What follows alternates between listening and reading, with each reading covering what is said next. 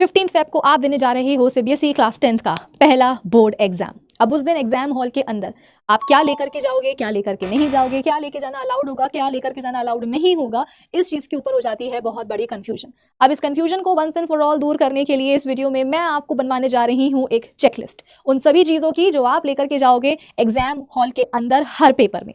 तो नोट करना शुरू करो। फर्स्ट एंड मोस्ट इंपॉर्टेंट चीज जो आप अपने साथ लेकर के जाओगे एग्जाम हॉल के अंदर वो होगा आपका एडमिट कार्ड। बेटा आपका एडमिट कार्ड आपके लिए बहुत बहुत बहुत ही ज्यादा इंपॉर्टेंट है। बिना एडमिट कार्ड के किसी भी बच्चे को एग्जाम हॉल के अंदर एंट्री ही नहीं दी जाती है, एग्जाम हॉल में बैठने ही नहीं दिया जाता है।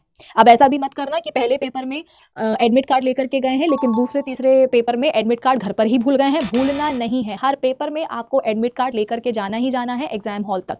तो पहली चीज जो आपको याद से रख लेनी है अपने बैग के अंदर वो होगा आपका एडमिट कार्ड।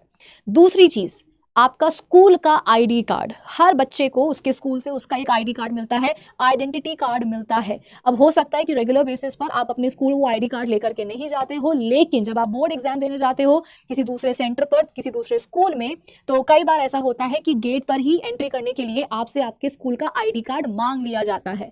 तो जिस तरीके से आप एडमिट कार्ड लेकर के जाओगे हर पेपर में, वैसे ही आपको जो आपके स्कूल वाला आईडी कार्ड है वो भी लेकर के जाना है हर पेपर में। तीसरी चीज स्टेशनरी आइटम्स, वो जो आप पेंसिल बॉक्स लेकर के जाते हो अपने स्कूल्स में, अब उन पेंसिल बॉक्स में एग्जैक्टली क्या क्या स्टेशनरी आइटम्स होने चाहिए बोर्ड एग्जाम के लिए वो भी मैं आपको बता देती हूँ। सबसे जरूरी बात यह बेटा कि वो जो आपके रेगुलर पेंसिल बॉक्स होते हैं प्लास्टिक या स्टील वाले, उनकी जगह अगर पॉसिबल हो तो आप ये ऐसे ट्रांसपेरेंट पाउच आते हैं मार्केट में, आप इनको यूज कर सकते हो। ये पाउच इजीली आपको किसी भी स्टेशनरी शॉप से मिल जाएंगे, मात्र 15 से 20 रुपए तक के ये आते हैं। ट्रांसपेरेंट पाउच लेके जाने को मैं इसलिए बोल रही हूँ क्योंकि चेकिंग के टाइम पर ट्रांसपेरेंट पाउच को चेक करना आसान होता है, तो वहां पर आपका टाइम बचता है, टाइम आपका फालतू में वेस्ट नहीं होता है। अब इस ट्रांसपेरेंट पाउच के अंदर रखना क्या है, सबसे पहले आपके पास होने चाहिए ब्लू पेन। एक नहीं, दो नहीं, कम से कम 3 ब्लू पेन आपके पास होने चाहिए। ब्लैक, ग्रीन या रेड पेन की जरूरत नहीं है, ब्लू पेन आपके लिए इनफ है। और कम से कम 3 पेन तो होने ही चाहिए कि अगर एक पेन चलते चलते खराब हो गया है तो आपको वहां पर किसी से बोरो नहीं करना पड़ेगा, टाइम आपका फालतू में वेस्ट नहीं होगा। तो 3 बॉल पेन आपके पास होने चाहिए ब्लू कलर के, ठीक है। और बॉल पेन ही लेने हैं, इंक पेन या जेल पेन लेने की जरूरत नहीं है, क्योंकि कभी कभी ऐसा भी होता है कि जेल पेन और इंक पेन की जो इंक है वो आंसर शीट में फैल जाती है, आपकी आंसर शीट खराब हो जाएगी। तो to be on a safer side हम बॉल पेन ही लेंगे और 3 लेंगे ब्लू कलर के। इसके साथ में आपके पास होनी चाहिए एक पेंसिल भी। आपको डायग्राम बनाने हो सकते हैं, आपको फ्लो चार्ट बनाने हो सकते हैं, जो कीवर्ड्स है, जो की सेंटेंसेज हैं उनको आप अंडरलाइन करना होगा आपको, तो वो सब कुछ आप किससे करोगे, पेंसिल से ही करोगे। तो प्रॉपर पेंसिल होनी चाहिए, प्रॉपर्ली उसको आप शार्प करके लेके जाना। एक इरेजर भी होनी चाहिए और एक स्केल भी होनी चाहिए। तो 3 ब्लू कलर के बॉल पॉइंट पेन, एक पेंसिल, एक इरेजर, एक स्केल प्लास्टिक वाली, और एक चाहो तो आप शार्पनर भी रख सकते हो। ये हो गया आपका स्टेशनरी का सामान। 4th नंबर पे आती है आपकी वाटर बॉटल। अब बहुत सारे बच्चे ऐसे होते हैं, स्पेशली बॉयज, जो वाटर बॉटल साथ में लेकर के जाना प्रेफर नहीं करते हैं। उनका ऐसा मानना होता है कि अगर प्यास लगेगी तो स्कूल में ही जाके पी लेंगे, स्कूल का जो वाटर कूलर होगा वहां जाकर के पी लेंगे। बेटा आपको अननेसेसरली स्कूल में यहाँ वहां घूम करके टाइम वेस्ट नहीं करना है। आपके पास 3 घंटों का समय रहेगा और इन तीनों घंटों में आपको सिर्फ और सिर्फ फोकस करना है अपने पेपर के ऊपर। तो बेहतर यही होगा कि आप अपने साथ अपनी पर्सनल एक वाटर बॉटल लेकर के जाएं। जैसे ही प्यास लगे तो डेस्क पर बैठे बैठे बॉटल से पानी पिएं और बंद करके दोबारा से अपने पेपर को सॉल्व करने में लग जाएं। दूसरी चीज ये कि कोशिश करेगा कि जो आप पानी लेकर के जा रहे हो अपने साथ वो थोड़ा सा गर्म पानी हो, मतलब कि ल्यूक वार्म वाटर आपको कैरी करना चाहिए, क्योंकि कभी कभी ऐसा होता है कि स्टार्टिंग में बच्चे इतने नर्वस रहते हैं कि वो ज्यादा पानी पी लेते हैं। अब पानी ज्यादा पिएंगे तो फिर वॉशरूम भी जाना पड़ेगा। वही वाली बात है कि वो सेंटर आपके लिए नया है, वो स्कूल आपके लिए नया है, वाटर कूलर कहाँ है, वॉशरूम कहाँ है, आपको ढूंढना पड़ेगा, आपका टाइम वेस्ट होगा। टाइम हमें वेस्ट नहीं करना है, इसीलिए थोड़ा सा गर्म पानी लेकर के जाना, ताकि अगर पानी पी भी रहे हो तो वॉशरूम ना भगना पड़े, टाइम आपका वहां पर बच जाएगा। अब इस समय आप सभी बच्चों को सबसे ज्यादा डर लग रहा होता है टाइम मैनेजमेंट का, कि 3 घंटों में हम अपना पेपर ठीक तरीके से सॉल्व कर पाएंगे कि नहीं कर पाएंगे। जाहिर सी बात है इस समय आपको आइडिया होना चाहिए कि एग्जैक्टली कितने टाइम पर आपका पेपर स्टार्ट हुआ है, कितना टाइम बीत चुका है, कितना टाइम बाकी है। तो इसे पता करने के लिए आप अपने साथ एक रिस्ट वॉच लेकर के जा सकते हैं।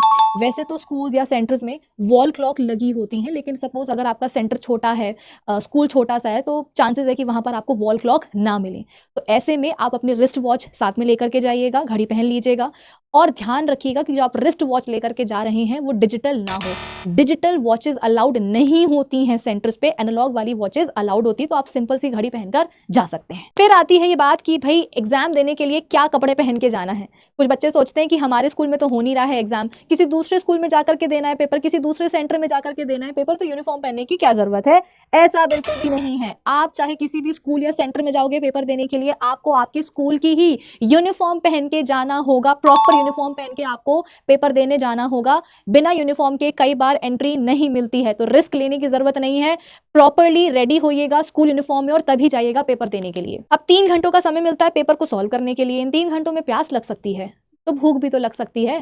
तो मैम, एग्जाम हॉल के अंदर क्या टिफिन लेके जाना अलाउड होता है? बिल्कुल भी नहीं। एग्जाम हॉल के अंदर आप किसी भी तरह का टिफिन बॉक्स या लंच बॉक्स लेकर के नहीं जा सकते हो, क्योंकि एग्जाम हॉल में उन 3 घंटों में आपको खाना खाना अलाउड ही नहीं होता है। आपको सिर्फ पेपर सॉल्व करना होता है। आप पानी पी सकते हो, लेकिन कुछ भी खाना अलाउड नहीं होता है। और किसी गलत फहमी में मत रहना कि घर का खाना अलाउड नहीं है तो क्या पता स्कूल वाले ही समोसे कचौड़ी दे दें, वो भी नहीं होने वाला है। उन 3 घंटों में आपको सिर्फ और सिर्फ फोकस करना होता है अपने पेपर पर। आप पानी पी सकते हो, ज्यादा से ज्यादा वॉशरूम जा सकते हो, इससे ज्यादा आप कुछ नहीं कर सकते हो उन 3 घंटों में। That's it.